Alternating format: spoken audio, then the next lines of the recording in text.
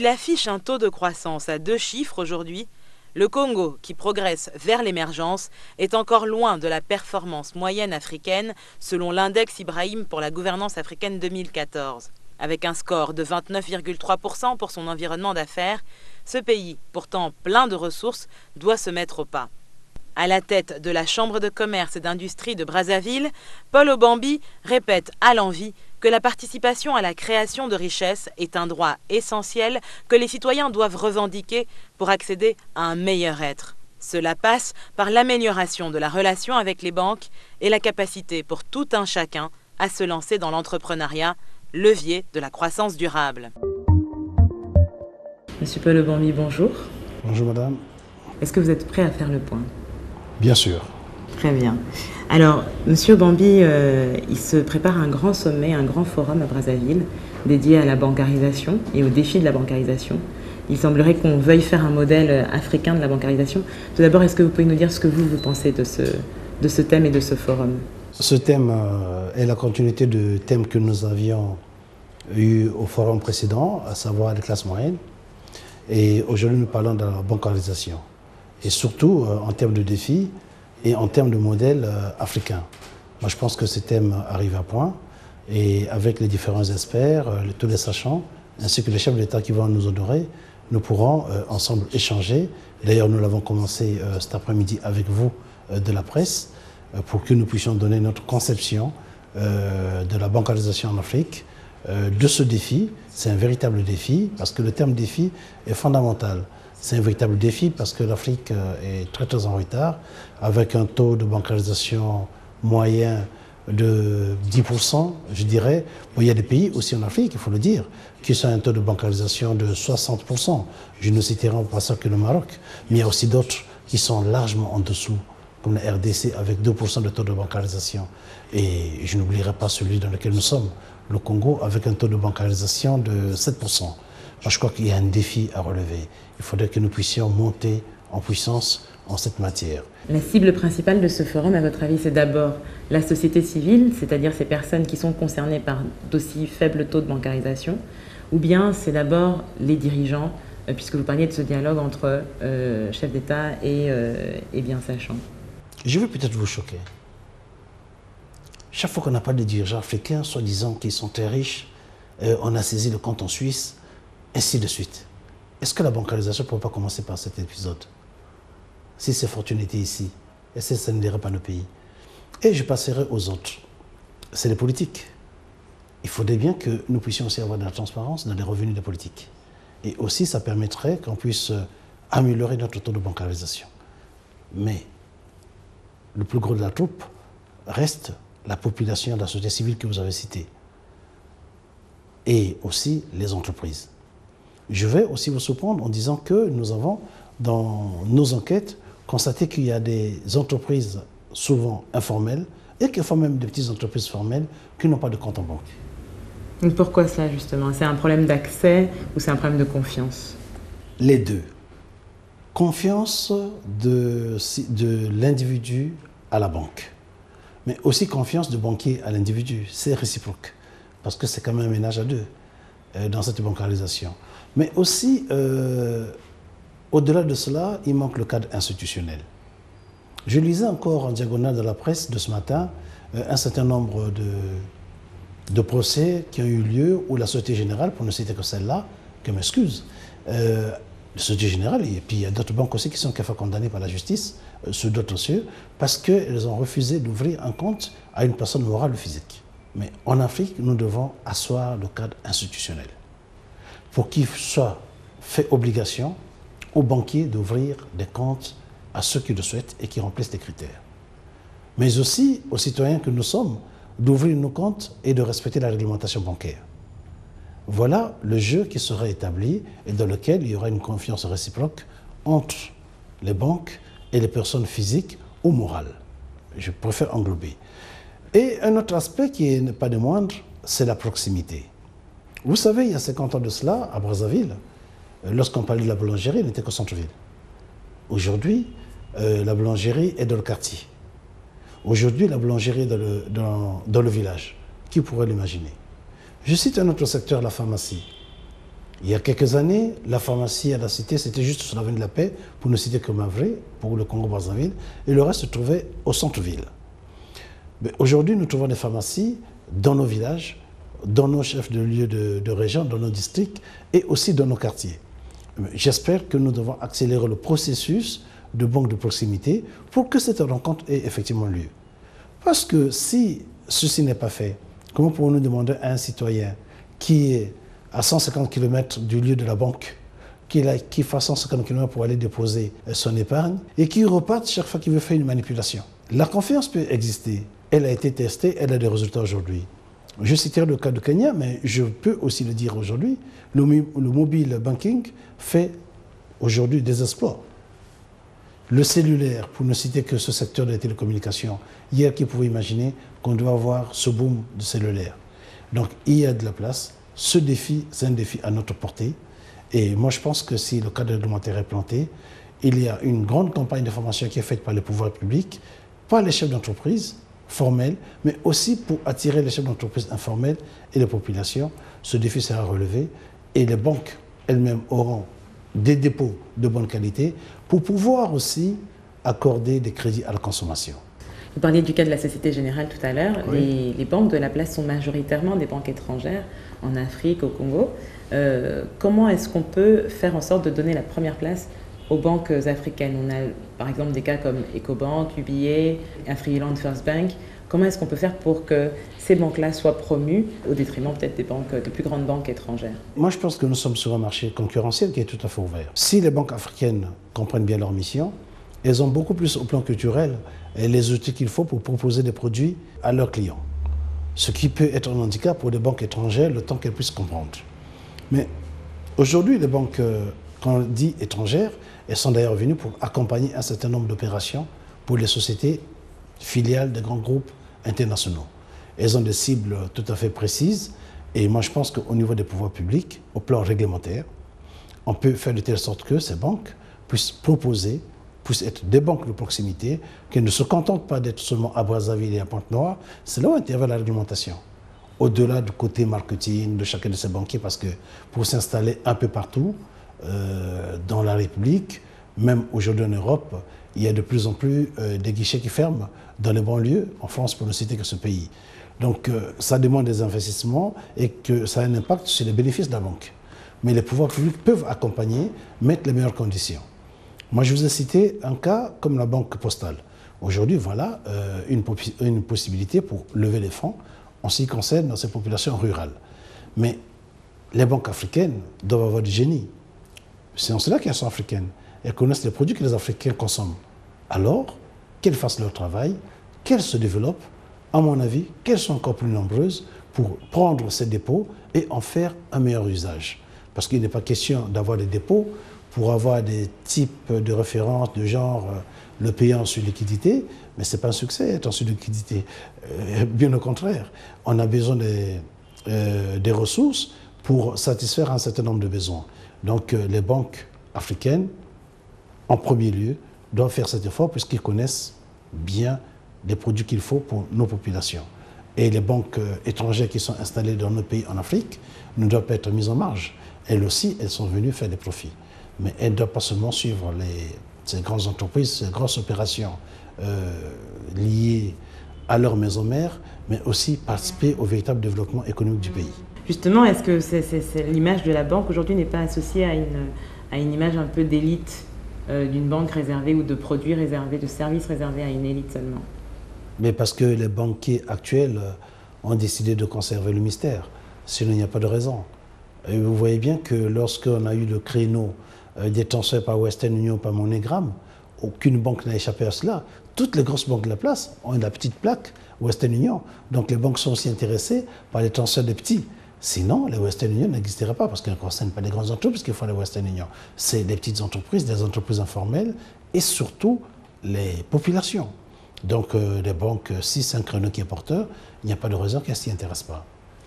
Quel est l'état des lieux de l'entreprise, de l'initiative privée aujourd'hui au Congo? On parle des taux de chômage élevés partout. On ne fera pas de tout le monde des fonctionnaires ou des militaires. Il faudrait bien qu'il y ait l'initiative. Il faudrait qu'on apprenne à l'élite africaine, à la population africaine, Qu'on lui rappelle, parce que les Africains se sont toujours pris en charge depuis la nuit des temps. Mais qu'on se prenne en charge de manière informelle ou formelle, en termes de création d'emplois. En créant son emploi et en créant pour d'autres, pour vos collaborateurs, je pense que là, vous avez participé à lever le défi de la croissance. On parle de la bancarisation, mais nous pouvons faciliter les choses par le biais de l'entreprise. Si seulement tous nos employés avaient un compte en banque, est-ce que nous n'aurons pas franchi une étape dans ce défi? Si ceux qui sont en rapport avec nous avaient tous un compte en banque, nous aurons encore franchi une autre étape. Et aujourd'hui, le défi, c'est implanter l'entreprise. L'entreprise qui, d'ailleurs, de la vie de tous, est le moteur de la croissance en Afrique en général et au Congo en particulier.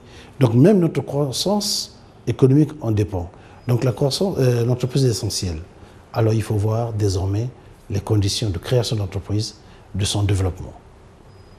Et c'est là encore où nous avons besoin des dépôts issus de la faiblesse de la bancarisation. Plus on a un taux de bancarisation élevé, mieux les banques ont des dépôts de bonne qualité et mieux elles sont dans la capacité de soutenir les entreprises. Donc c'est dans les deux sens que ça marche, c'est pas uniquement... C'est dans les deux sens, c'est une confiance réciproque. Et je pense que les banques aujourd'hui ont un problème, surtout pour les entreprises informelles ou pour quelques entreprises formelles, PME, en termes de dossiers bancables. Ok, mais cela est un petit handicap parce qu'avec l'assistance du pouvoir public, l'assistance des chambres de commerce, l'assistance des organisations patronales et des autres sachants, on peut arriver à constituer des dossiers bancables acceptables par les banquiers.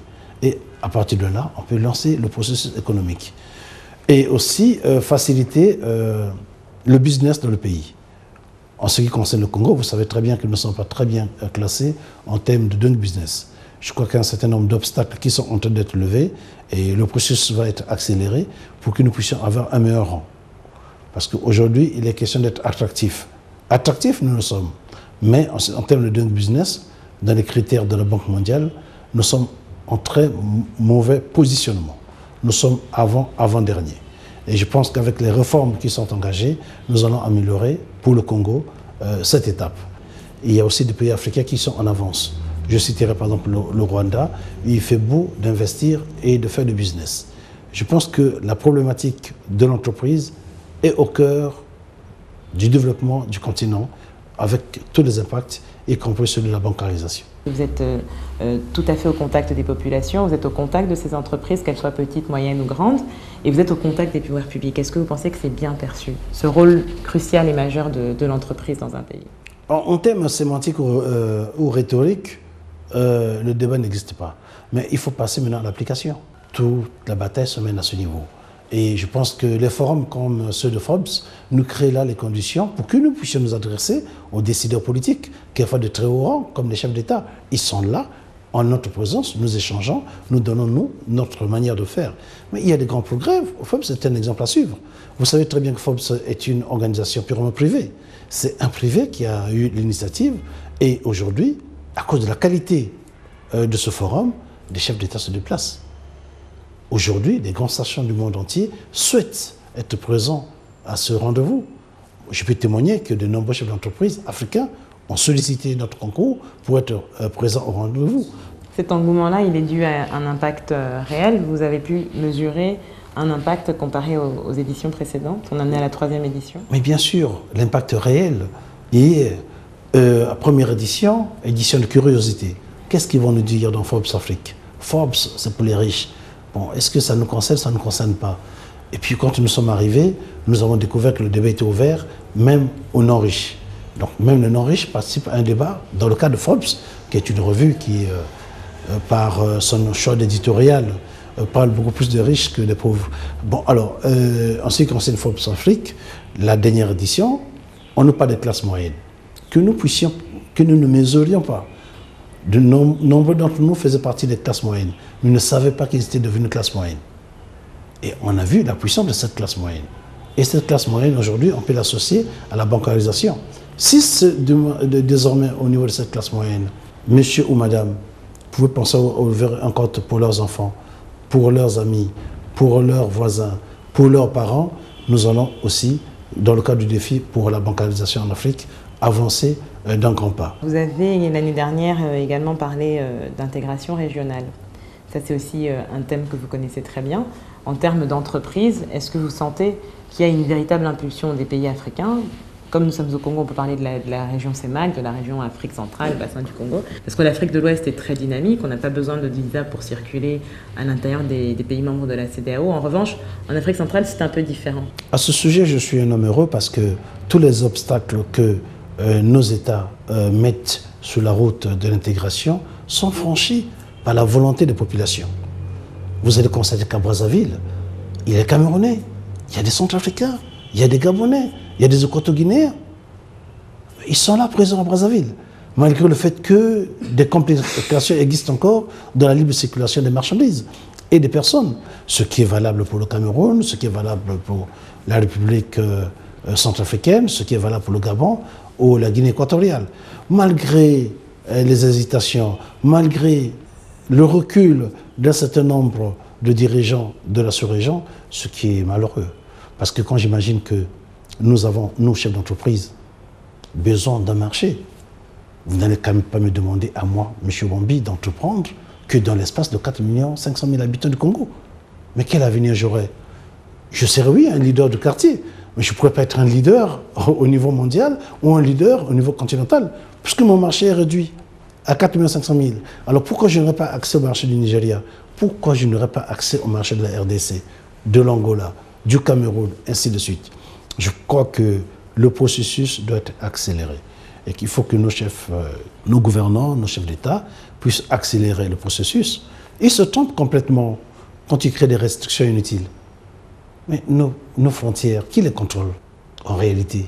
On trouve combien de douaniers, combien de policiers à nos frontières pour s'amuser? 10, 15, 20. Est-ce que vous pensez que ces 20 personnes peuvent bloquer des populations qui ont la volonté de venir? Non. Il faut laisser la liberté de circulation. Il faut laisser la liberté de marché. Mais l'État est là pour réguler, pour que nous ne puissions pas faire comme nous voulons, que la réglementation soit respectée. La région CEMAC est très en retard. Imaginez-vous, mon collègue qui est en Afrique de l'Est, qui aujourd'hui a tout le marché de l'Afrique de l'Est, y compris l'Afrique du Sud. Vous pensez que je serai plus fort que lui? Non. Moi, je prends du retard. Donc, il faudrait qu'on puisse aujourd'hui ouvrir nos frontières de manière légale. Il n'est pas acceptable qu'un chef d'entreprise de Congo-Brazzaville, pour aller en Guinée équatoriale ou au Gabon, puisse passer par des visas et compagnie. Mais il n'y aura pas plaisir à entreprendre. Mais s'il y a une urgence pour aller régler un problème d'entreprise au Gabon, à l'heure où le consul de Gabon n'est pas en place, qu'est-ce qu'on va faire? L'entreprise peut être mise en péril. Et les citoyens qui travaillent au Gabon dans notre entreprise, ils vont perdre leurs emplois. Donc l'impact sera négatif pour le Gabon. Pour ne citer que ça, qui est valable pour le Congo, pour les autres pays, le Cameroun, ainsi de suite. Parce que là, j'ai cité le Gabon. Vous êtes également bien placé, Monsieur Bambi, pour nous dire quels sont les secteurs porteurs ici au Congo. Si aujourd'hui, je veux entreprendre, je veux investir au Congo, quel est le secteur, à votre avis, qui sera le plus intéressant pour moi? Nouvelles technologies d'information, télécommunications, travaux publics, bâtiments, agroalimentaire, industrie, et aussi, en ce qui concerne le Congo, les services. Par notre position géographique, nous sommes un pays des services. Imaginez la petite Suisse, placée entre la grande Allemagne, la grande Italie, la grande France. Elle a choisi son créneau, c'était les services. Et elle approfondit la recherche fondamentale pour être parmi les plus grands laboratoires au monde. Mais le Congo, qui est un petit pays par sa taille, par sa population et aussi par sa taille, a des atouts, au-delà naturellement du pétrole, parce que je raisonne toujours au pétrole, a des atouts. Dans le cadre des services, nous pouvons développer ces atouts qui existaient déjà pour pouvoir arriver à un développement. Et ceci est valable pour tous les pays de l'Afrique centrale, parce que l'Afrique centrale est au cœur de l'Afrique. Donc elle sert de transit entre l'Afrique au sud du Sahara et l'Afrique au nord du Sahara. Il y a ce rôle de tampon qui est joué. Et pour le Congo, il y a quelques atouts importants, tels que le port de Pointe-Noire, l'un des plus grands ports en eau profonde sur le golfe de Guinée. Donc, ce n'est pas des atouts négligeables. Et puis, bon, il y a cela, ce que vous savez, le pétrole, autour duquel on ne peut pas se contenter que d'exporter du brut ou un peu de raffiné, mais créer toute une industrie très spéciale en pétrochimie autour du pétrole, ce qui va créer beaucoup plus d'emplois qui, d'ailleurs, ne pourront pas être satisfaits par les quelques 4 500 000 Congolais. Il va falloir que des intelligences, de la main-d'œuvre viennent d'ailleurs. Raison de plus, une fois de plus, pour que nous puissions arriver à l'intégration. À votre avis, comment est-ce que nous allons réussir à développer la prochaine génération d'entrepreneurs africains? Qu'est-ce qui manque à ces jeunes pour se lancer dans le business? Je dirais pour ne pas inventer la roue, d'abord, il faut qu'il y ait plaisir à entreprendre. L'entreprise est d'abord une passion. On ne demande pas à quelqu'un d'être chef d'entreprise. Il faut qu'il soit passionné. C'est comme votre métier. C'est une passion. Moi, j'observe ces gens très intelligents qui ont fait les mêmes écoles que nous, qui ont choisi d'être journalistes, qui viennent nous interviewer, qui portent leur caméra. C'est toute une passion. Ils auraient bien voulu être dans nos bureaux et puis faire comme nous. Mais ils sont passionnés de leur travail. Qui pensent à écrire pour nous, à diffuser les informations. C'est une passion. Et l'entreprise, c'est pareil. Il y a d'abord le côté patient. Et pour déclencher les passions, il faudrait que, comme aux États-Unis, être chef d'entreprise, ça soit quelque chose de valeureux. Pour que les gens aient de l'ambition. Mais si l'entrepreneur en Afrique, ce n'est pas tout à fait clair, il n'a pas ses lettres de noblesse, il n'y a pas de considération de la société et compagnie pour le chef d'entreprise. Bon, d'ailleurs, on trouve des formules un peu péjoratives comme opérateur économique pour l'appeler. Bon, je crois que ça ne peut pas déclencher des passions. Et puis, revoir les programmes scolaires depuis la maternelle jusqu'à l'université pour que nous puissions prendre notre destin en main. Pour qu'à la fin de nos études universitaires, nous ne pensons même pas ou ne pensons pas exclusivement aller à la fonction publique. C'est aussi ça l'état d'esprit. Mais quand nous parlons du chômage, nombreux d'entre nous pensent que c'est à l'État de régler le problème du chômage. Mais non, c'est à nous tous de régler le problème du chômage. Y compris aux chômeurs qui cherchent un emploi. Parce que s'il crée une entreprise, petite soit-elle, il a déjà créé un emploi pour lui, et demain, il va créer un emploi pour les autres. Un chef d'atelier, un artisan, qui prend les apprentis, il a créé un emploi pour lui, mais il a créé le futur emploi pour les apprentis, et il crée aussi des futurs patrons, parce que ces apprentis, demain, seront aussi des maîtres. Donc, voilà le processus. Mais là-dessus, il n'y a aucune équivoque. Moi, je pense qu'en revoyant le modèle de fonctionnement de notre société, c'est-à-dire notre éducation de base. Parce que si vous qui êtes mère, vous qui êtes père, vous dites à votre fils, vous parlez de l'entreprise en bien, le fils finira par dire, oui, mais moi, quand je serai grand, il faut que je sois PDG. C'est déjà ça le déclic. Ça commence par là. À votre avis, comment est-ce que nous allons réussir à développer la prochaine génération d'entrepreneurs africains? Qu'est-ce qui manque à ces jeunes pour se lancer dans le business? Je dirais pour ne pas inventer la roue, d'abord, il faut qu'il y ait plaisir à entreprendre. L'entreprise est d'abord une passion. On ne demande pas à quelqu'un d'être chef d'entreprise. Il faut qu'il soit passionné. C'est comme votre métier.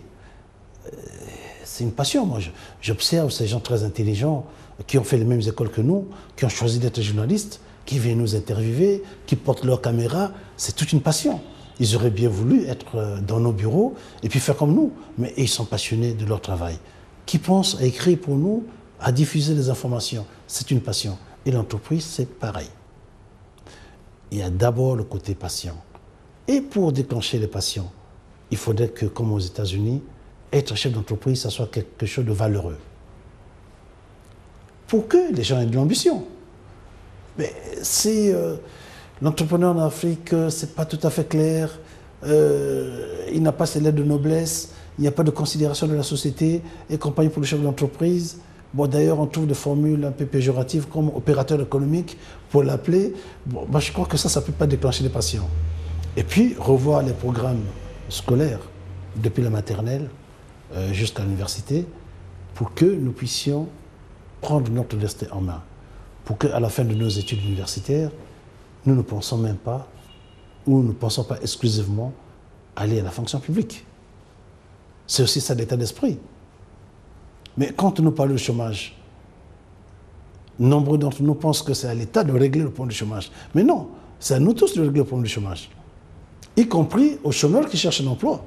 Parce que s'il crée une entreprise, petite soit-elle, il a déjà créé un emploi pour lui, et demain, il va créer un emploi pour les autres. Un chef d'atelier, un artisan, qui prend les apprentis, il a créé un emploi pour lui, mais il a créé le futur emploi pour les apprentis, et il crée aussi des futurs patrons, parce que ces apprentis, demain, seront aussi des maîtres. Donc, voilà le processus. Mais là-dessus, il n'y a aucune équivoque.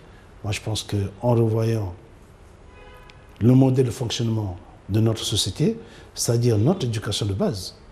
Parce que si vous qui êtes mère, vous qui êtes père, vous parlez de l'entreprise en bien, le fils finira par dire « oui, mais moi, quand je serai grand, il faut que je sois PDG ». C'est déjà ça le déclic. Ça commence par là. Mais si c'est toujours le conflit armé, il peut peut-être être tenté de dire qu'il sera militaire, pour mieux se défendre ou défendre son pays. Et les enseignants, si c'est à la mode, ils voudraient être enseignants. Ce fut une époque dans nos pays, être enseignant était un grand privilège parce qu'ils avaient la considération de la société. Mais l'entreprise, c'est pareil. Il faudrait que de plus en plus on en parle. Nos chambres de commerce, c'est aussi notre devoir d'en parler et qu'on mette en lumière, comme vous le faites aujourd'hui, des chefs d'entreprise. Hier, vos caméras étaient réservées presque exclusivement aux hommes politiques. Mais aujourd'hui, je constate avec satisfaction que vous avez tourné vos caméras vers l'entreprise. Pour moi, ça c'est aussi votre implication et votre apport. Si nous nous mettons ensemble, chacun en ce qui le concerne, nous finirons par lancer des campagnes pour que désormais les Africains pensent aussi à devenir chefs d'entreprise. Et là, le développement sera fait parce que le moteur de la croissance sera plus puissant. Mais vous êtes d'accord que tout le monde ne peut pas être chef d'entreprise? Pas tout le monde, non. Déjà que ce soit valable, même au football. Nous ne sommes pas tous footballeurs. Nous sommes aussi contents d'aller nous asseoir au stade pour assister au bon match. Regardez le mondial. Qui bougeait, qui sortait de chez lui à l'heure de la finale ou de la demi-finale? Mais nous ne jouions pas. Nous étions en train d'assister. Donc, on ne sera pas tous joueurs, on ne sera pas tous chefs d'entreprise, mais si nous avons plaisir à voir ces chefs d'entreprise évoluer, si nous avons plaisir à les voir être couronnés par vous de la presse pour dire qu'on lui a donné tel diplôme, telle médaille, parce qu'il aurait été le meilleur chef d'entreprise africain de l'année, le meilleur banquier de l'année, ça crée des déclics. Et cette émulation-là peut nous conduire à ce qu'il y ait un peu plus de chefs d'entreprise que nous sommes aujourd'hui. Quand vous parlez en termes de proportion par rapport à la population, mais c'est infiniment petit, le nombre de chefs d'entreprise, alors que nous devons être un peu plus nombreux. Est-ce que vous croyez au mentoring aussi, à ces idées d'incubateurs, c'est-à-dire que la chambre de commerce que vous dirigez pourrait organiser des incubateurs, mettre en rapport des jeunes entrepreneurs ou des jeunes qui ont l'ambition de créer leurs entreprises avec des entrepreneurs déjà assis, déjà établis? Ben oui, j'y crois. J'y crois. Mais le tout, c'est le choix des entreprises qui vont passer à l'incubation. Et parce qu'il faudrait qu'on choisisse déjà, comme je l'ai dit, des gens qui ont une passion pour l'entreprise. Parce que dans l'entreprise, il n'y a pas les 35 heures pour ceux qui sont chefs d'entreprise. Un chef d'entreprise travaille au bureau, mais il travaille toute la nuit, même quand il dort, il réfléchit. Il continue à penser à son entreprise. Au réveil, il a déjà la tête dans son entreprise parce qu'il a mis une chose à régler. Mais c'est beaucoup de tracasseries. N'oublions pas une contrainte. Ils consacrent aussi moins de temps à leur famille, ce qui est une contrainte aussi, négative. Donc il y a des contraintes à ce métier de chef d'entreprise. Au Congo, on s'active beaucoup pour créer des zones économiques franches. Qu'est-ce que vous pouvez nous dire à ce sujet? Bon, je pense que monsieur le ministre à la présidence, monsieur Akwala, nous a fait plusieurs présentations sur les zones économiques qui sont, à mon avis, parmi les leviers les plus importants pour essayer de doper l'économie congolaise hors pétrole. Nous voulons que le gouvernement accélère ce processus.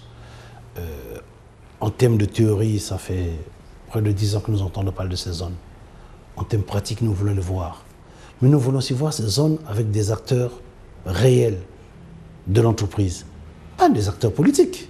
Quand j'évalue en termes de statistiques le débat sur les zones économiques spéciales, il y a plus d'acteurs étatiques, fonctionnaires, que d'acteurs réels. Qui sera dans ces zones économiques spéciales? Qui va les financer?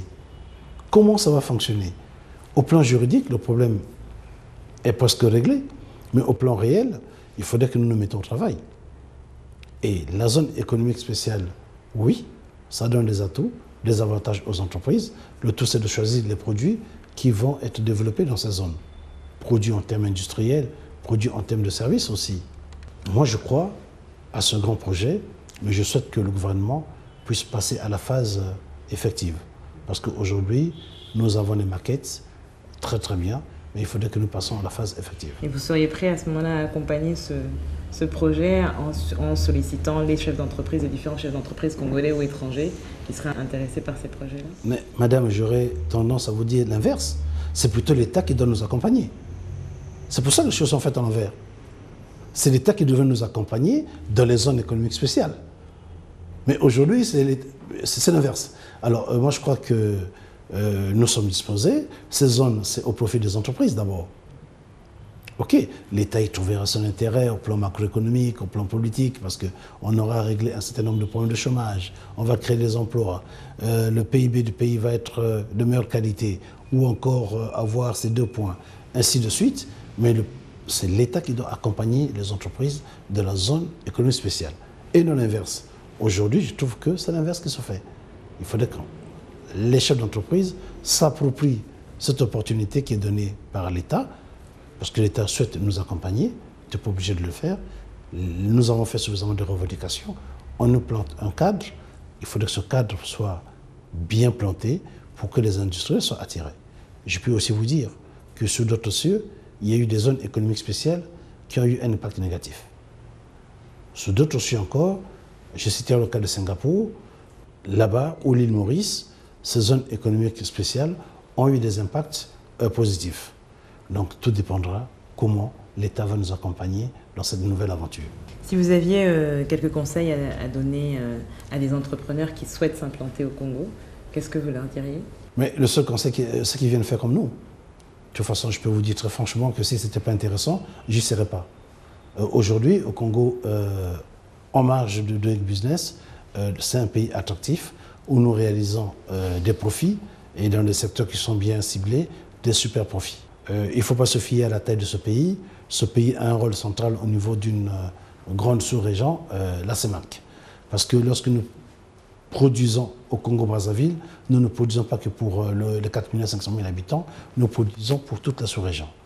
Et le Congo a un atout naturel, c'est ses moyens de circulation, son aéroport international, quand vous avez atterri, vous avez dû l'observer, le port de Pointe-Noire, les infrastructures. L'État a fait un gros effort en termes d'infrastructures routières. Aujourd'hui, nous sommes fiers d'avoir ce pays où l'État investit dans les infrastructures. Nous allons faire un bon usage en tant que Congolais, mais aussi partager cet usage avec nos frères de la sous-région et pourquoi pas nos frères africains et le reste du monde. Parce que dans les attributions de marché, les grandes sociétés européennes, américaines et chinoises ont une bonne partie.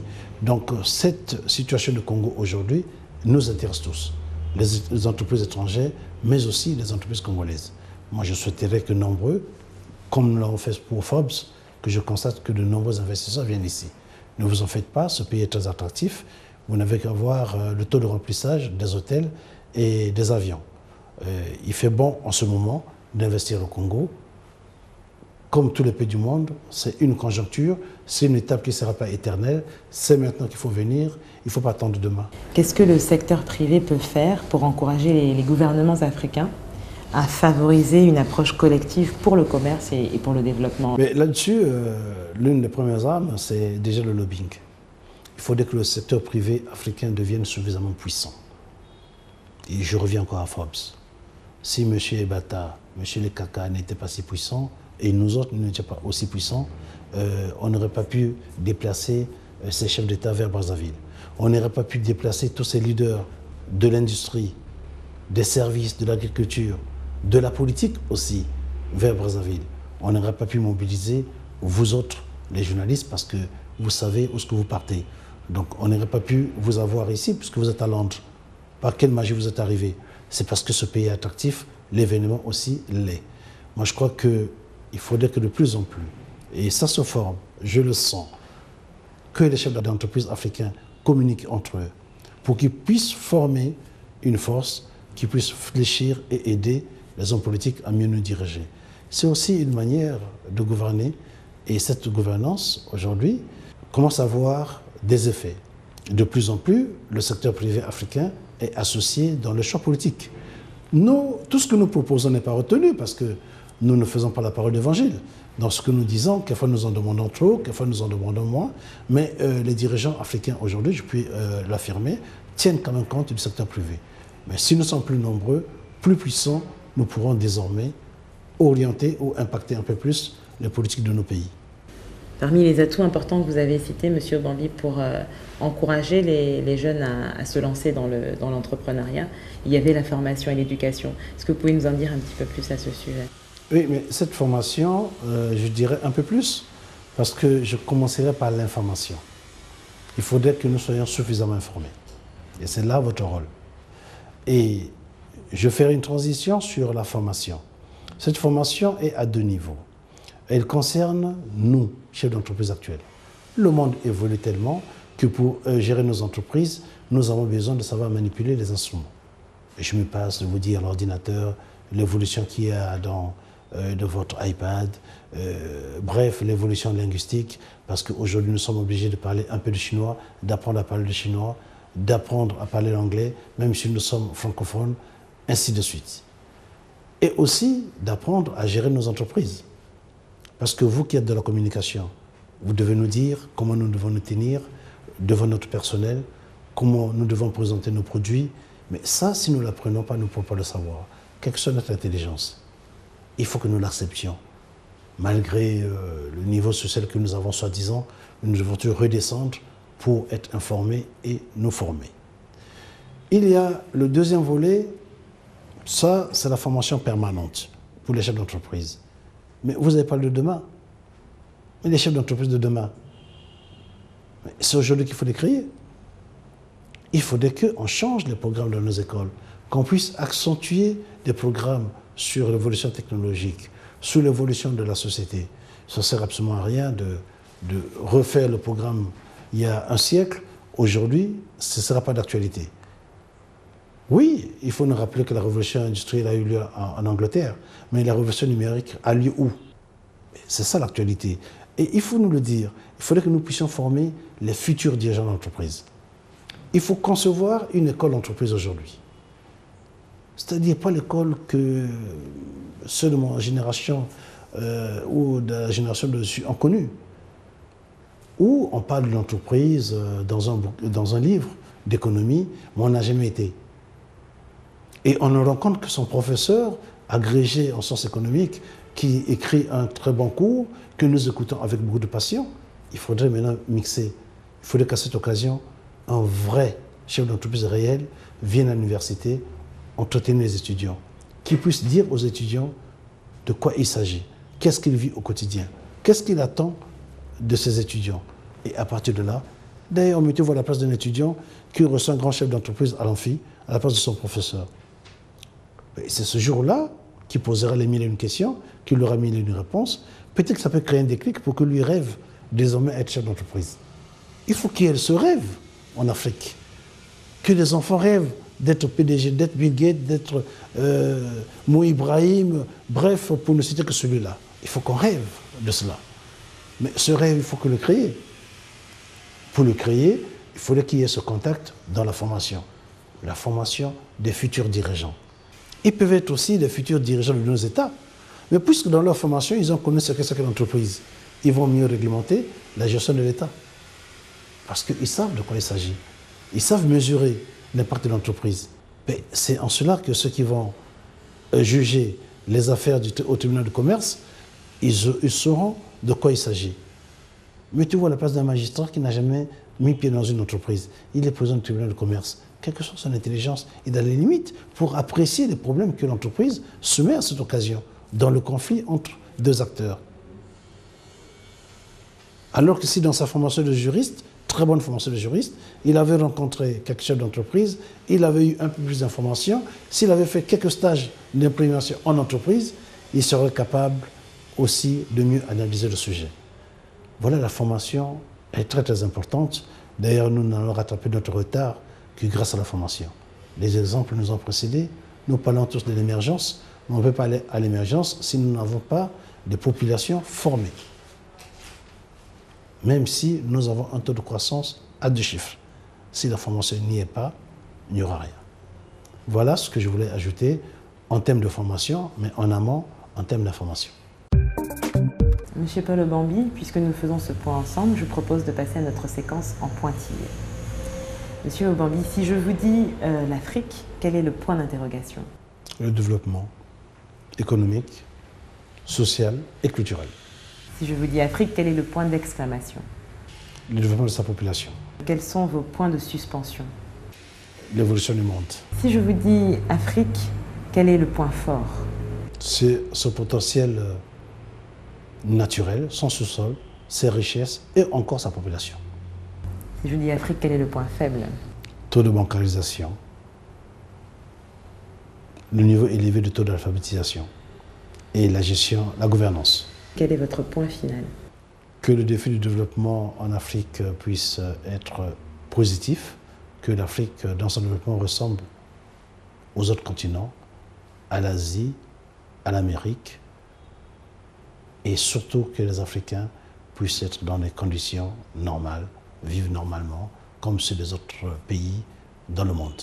Que l'Afrique n'oublie pas sa nécrologie, qu'elle ne perde plus son temps dans des débats anachroniques liés soit à la démocratie, au changement de constitution et compagnie, qu'on puisse être dans un autre univers. Merci. Merci. Jeudi prochain, rejoignez-nous pour une édition spéciale entre Paris et Brazzaville. Nous ferons le point avec Serge Ibaka, un champion de basket-ball évoluant dans les championnats américains et européens, qui n'oublie pas ses racines congolaises et qui s'emploie à transmettre son goût du sport à la jeunesse africaine.